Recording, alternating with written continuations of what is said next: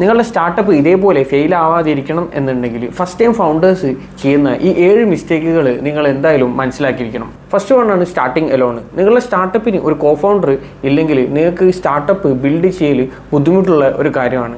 നിങ്ങളുടെ co founder നിങ്ങളുടെ complimentary സ്കില്ലുള്ള ഒരാളായിരിക്കണം. അഥവാ നിങ്ങൾക്ക് സ്കില്ല് ടെക്നിക്കലിലാണെങ്കിൽ നിങ്ങളുടെ കോ ഫൗണ്ടറിന് സെയിൽസിലും മാർക്കറ്റിങ്ങിലും വേണം സ്കില്ല് ഉണ്ടാവേണ്ടത്. സെക്കൻഡ് വണ്ണാണ് കസ്റ്റമർ വാലിഡേഷന് സ്കിപ്പ് ചെയ്യുക. ഒരു പ്രോബ്ലം സോൾവ് ചെയ്യുന്നതിന് പകരം നിങ്ങളൊരു ഐഡിയനെ വളരെയധികം തന്നെ ഇഷ്ടപ്പെട്ടിട്ട് നിങ്ങൾ ആ ഐഡിയൻ്റെ മേലെ വർക്ക് ചെയ്തിട്ട് ഡയറക്റ്റ് മാർക്കറ്റിലേക്ക് പ്രൊഡക്റ്റ് ഇറക്കുന്നതിന് മുന്നേ നിങ്ങളുടെ പ്രൊഡക്റ്റ് പേയ്മെൻറ്റ് കൊടുത്തിട്ട് ആരെങ്കിലും പർച്ചേസ് ചെയ്യാനുണ്ടോ ഇല്ലയോ എന്നുള്ളത് നിങ്ങൾ ആദ്യം മനസ്സിലാക്കിയിരിക്കണം. തേർഡ് വണ്ണാണ് ഓവർ സ്പെൻഡിങ് ടു ഏർലി. നിങ്ങളുടെ സ്റ്റാർട്ടപ്പിൻ്റെ ഗ്രോത്ത് മനസ്സിലാക്കുന്നതിനെക്കാണ്ടി മുന്നേ തന്നെ നിങ്ങൾ ആവശ്യമില്ലാത്ത കാര്യങ്ങൾക്ക് വേണ്ടിയിട്ട് ഫണ്ട് സ്പെൻഡ് ചെയ്യുന്നത്. ഫോർത്ത് വണ്ണാണ് ഡിസ്ട്രിബ്യൂഷൻ ഇഗ്നോർ ചെയ്യുന്നത്. ഒരു ഗ്രേറ്റ് പ്രൊഡക്റ്റിന് യൂസേഴ്സ് ഇല്ലെങ്കിൽ അതൊരു ഫെയിൽഡ് സ്റ്റാർട്ടപ്പ് ആയിട്ട് മാറും. അതുകൊണ്ട് തന്നെ നിങ്ങളുടെ സ്റ്റാർട്ടപ്പിന് വേണ്ടിയിട്ട് ഡിസ്ട്രിബ്യൂഷന്, പാർട്ട്ണർഷിപ്പ്, ഓഡിയൻസ് ഒക്കെ നിങ്ങളുടെ സ്റ്റാർട്ടപ്പ് ലോഞ്ച് ചെയ്യുന്നതിനെക്കാണ്ടി മുന്നേ തന്നെ നിങ്ങൾ ബിൽഡ് ചെയ്യുകയാണെങ്കിൽ ഒരു പരിധിവരെ നിങ്ങൾക്ക് നിങ്ങളുടെ സ്റ്റാർട്ടപ്പിന് വേണ്ടിയിട്ട് യൂസേഴ്സിനെ കിട്ടുന്നത് എളുപ്പമാവും. ഫിഫ്ത്ത് വണ്ണാണ് build what your customer needs, not what you want.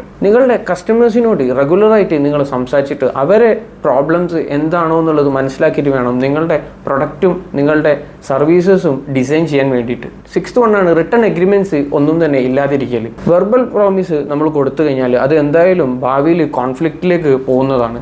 അതുകൊണ്ട് തന്നെ നിങ്ങളുടെ സ്റ്റാർട്ടപ്പിൻ്റെ കോ ഫൗണ്ടറിന് ഇക്വിറ്റി എത്രയാണ് നിങ്ങൾ കൊടുക്കുന്നത്, അവരുടെ റോൾസും റെസ്പോൺസിബിലിറ്റിയും എന്തൊക്കെയാണ്, ഇതൊക്കെ നിങ്ങൾ റൈറ്റിങ്ങിൽ വെച്ച് കഴിഞ്ഞാൽ ഒരു പരിധിവരെ നിങ്ങൾക്ക് കോൺഫ്ലിക്റ്റ് കുറയ്ക്കാൻ പറ്റും. സെവൻത്ത് വണ്ണാണ് ഗിവിങ് അപ്പ് ടു ഏർലി. ഒട്ടുമിക്ക സ്റ്റാർട്ടപ്സൊക്കെ അവരുടെ ട്രാക്ഷന് കിട്ടുന്നതിനെക്കാണ്ടി മുന്നേ ഇത് വർക്കൗട്ട് ആവില്ല എന്നുള്ളത് തീരുമാനിച്ചിട്ട് അവരുടെ സ്റ്റാർട്ടപ്പ് ക്ലോസ് ചെയ്യുന്നത്. നിങ്ങളൊരു ഫസ്റ്റ് ടൈം ഫൗണ്ടർ ആണ് എന്നുണ്ടെങ്കിൽ ഞാൻ ഈ പറഞ്ഞ 7 കാര്യങ്ങൾ നോട്ട് ഡൗൺ ചെയ്യുകയാണെങ്കിൽ നിങ്ങൾക്ക് നിങ്ങളുടെ സ്റ്റാർട്ടപ്പിൻ്റെ ഫെയിലിയർ റേറ്റ് ഒരു പരിധിവരെ കുറയ്ക്കാൻ പറ്റും.